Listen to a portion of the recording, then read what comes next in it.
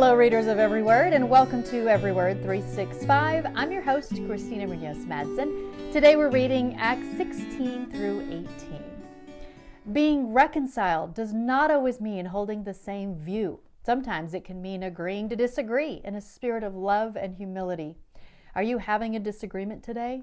Take the first step toward reconciliation by assuring the other person, I accept you as you are. Let's support one another as we labor for God's glory. That is in today's daily walk, and I think it is so good. What a great teaching and reminder about how to disagree with others. So we are now on Paul's second journey, and I've included a link on that second missionary journey and what that looked like from Got Questions. And what should we learn from the account of Paul and Silas? So, of course, I'm including a link to more on that as well.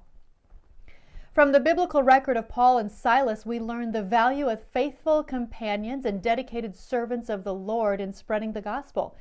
Paul and Silas were like-minded and equally committed to the service of God. Whether they were praying for guidance in Asia, blazing new trails in Europe, preaching in synagogues, or singing in jail, Paul and Silas did it together. Their loyalty to the gospel and to each other is a model of how believers should work together today. I really love that and think it can be really great advice on how we should deal with everything we go through today. And from today's daily walk, ask 10 Christians who is the greatest missionary in the New Testament apart from Jesus Christ, and chances are at least 9 out of the 10 will answer without hesitation, the Apostle Paul. But did you ever stop to consider that missionaries today face even greater challenges than Paul did in his day? For example, Paul did not need to learn a foreign language. Every part of the known world spoke the same language, Greek. This was a bit of a struggle when we went to Cuba on our mission trip, and it was fun for me to work on my Spanish and bring it back so that I was able to communicate with the believers there. Paul did not need to adjust to a totally foreign culture.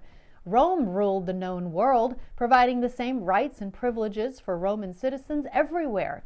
A little bit of Rome awaited Paul every place that he went. Not so for today's overseas missionaries, and I can speak to that after being in communist-run Cuba. Repeatedly in his letters, Paul asked for prayer as he traveled and ministered. Don't your missionaries today deserve the same? Locate a picture of a missionary family you or your church supports and place it in a prominent place at home or work. Then make Philippians 1:34 your daily discipline in prayer on their behalf. And if you are or have been a missionary in a foreign land, I personally want to say thank you. We talked about your mission field being the next unsaved person you meet, as well as to the ends of the earth, which is what you missionaries are doing. So a personal note of gratitude from me. Thank you, and we will continue to be praying for you. Tomorrow is a day off from your reading and to read the Reflection Worship page, or a day to maybe catch up and grab a page or two from anything that you have paper clipped. After that, it will be Acts 19 through 20. Happy reading.